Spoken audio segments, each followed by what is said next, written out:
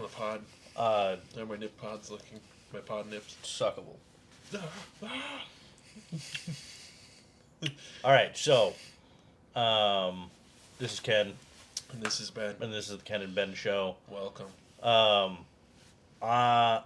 You can't really tell, but as winter's cold clutches come, my office isn't heated. So if you could drop a like, subscribe, get us some traction, maybe you could convince my wife that I can move the studio into the basement or something, somewhere heated. So anyway, what's today's topic, Ben? Well, let's just get it out of the way. Mamdani won. I'm supposed to eat the chip. I can't right now because I have to go donate plasma, which is why we need you to like and subscribe so I can. We've already made one ask. We can't do it twice. It's against the rules. We can both make. It's against the rules. Okay, leave a comment if you think we're asking for too much. All right, so Mamdani won in a landslide. Yep. They were progressive wins all over the United States that night. Yeah, if it weren't for early voting, though, I do believe instead of an over 10-point lead, he would have won with about 7 or 8 points. So you have a problem with early voting? Yeah, I think it should be same day, and paper ballots. And you should have to show an ID. If it's gonna, well, of course, voter ID, Republicans and their voter ID, yeah, which I can't bash too much. I don't know. I've always lived in a state where you have to have voter ID, and it's never impeded me. Yeah, and that's one thing. It's rare, but it's one thing that we completely agree on. That's one of the things that actually kind of gave us the ability to start talking about other stuff. But the nice thing about the state that we live in is that they also have same-day voter registration. If you can prove that you live where you live, you could just roll up on election day and vote. You don't have to be registered weeks in advance and all that other stuff and all this other rigmarole. Yeah, that's how it should be, too. Because if you have good people vetting and you have legitimate documents proving it, then why not same day? That's fine. Because shit happens. And the thing is that, you have to show an ID when you vote. It doesn't impede you. It's fine. Everybody has an ID, and to say any class of people is too stupid to get an ID is racist. I would say most people have an ID, right? And especially if you're going to request ID for this kind of stuff, you should have services that make it easier for people to get an ID. And there are programs in the state that we live for that, for people that are unhoused or people that are low income to be able to get their ID easier, right? Get rides, all this other stuff. But anyway, the other major thing that's happening in the news right now is that the government shutdown is maybe ending? ?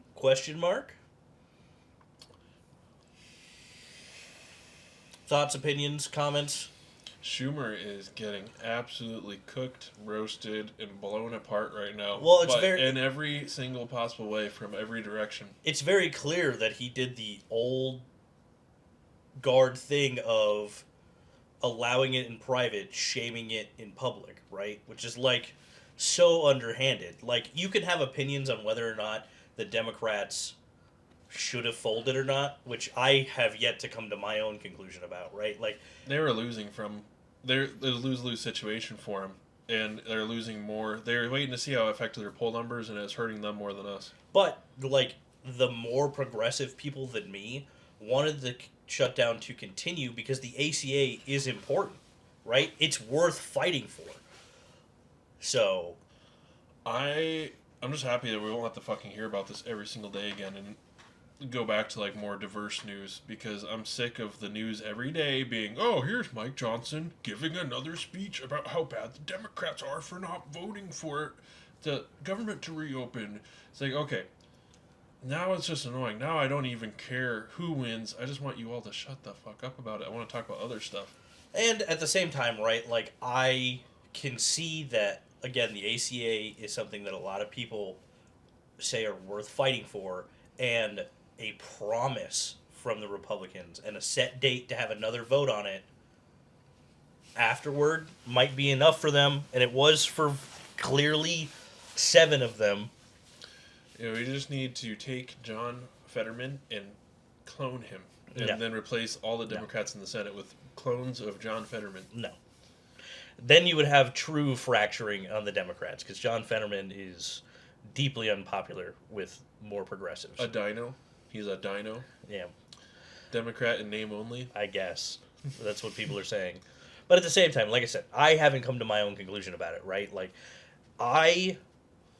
us here locally, were gearing up to feed the unfed from SNAP anyway, right? Like, so for me to say, from a point of privilege, that I would be willing to sacrifice another month of people not having SNAP because we had the infrastructure to be able to feed these people, would that have worked out for the people that I don't know about? I don't know. So that's where I'm at with it.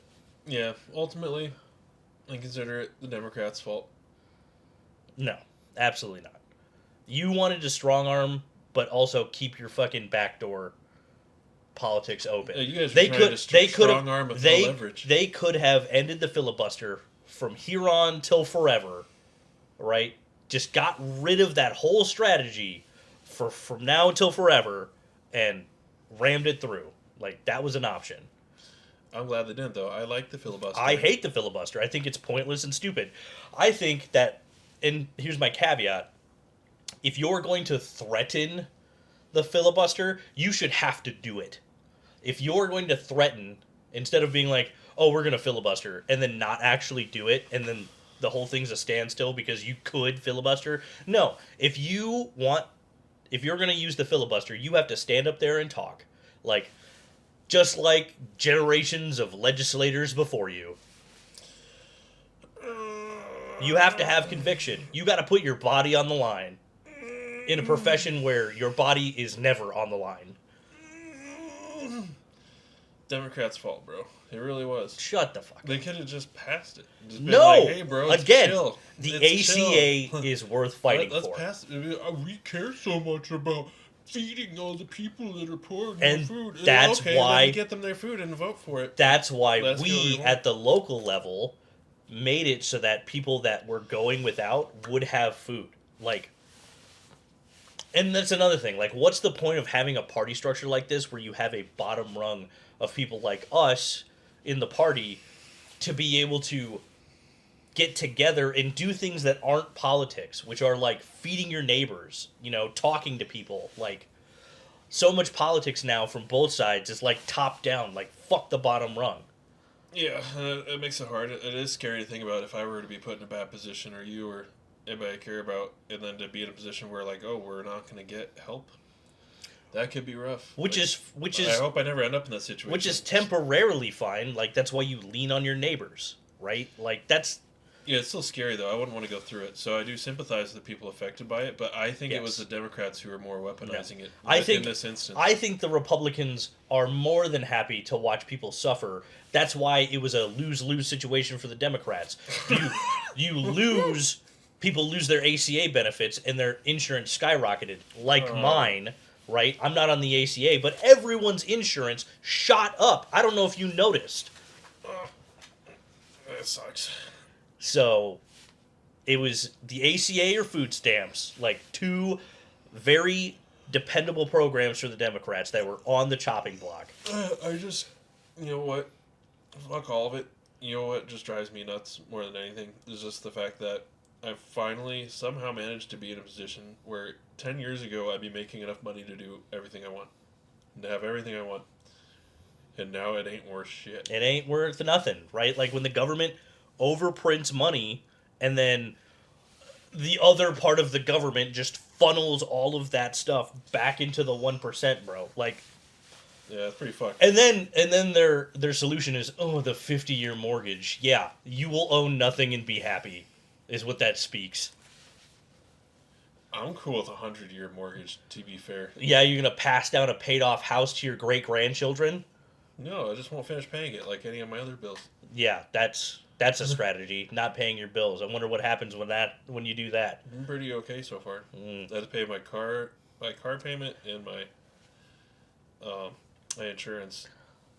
Anyway, leave us your thoughts about the government shutdown / the Democrats folding. And everything I said was for entertainment purposes only, in case the IRS sees this video. But if you are the IRS, please like, subscribe, and catch us on the next episode of the Ken and Ben Show. while we discuss Ken versus Ben topics, red versus blue. Come check us out. Help us get our new studio. Like, subscribe, baby. Let's go.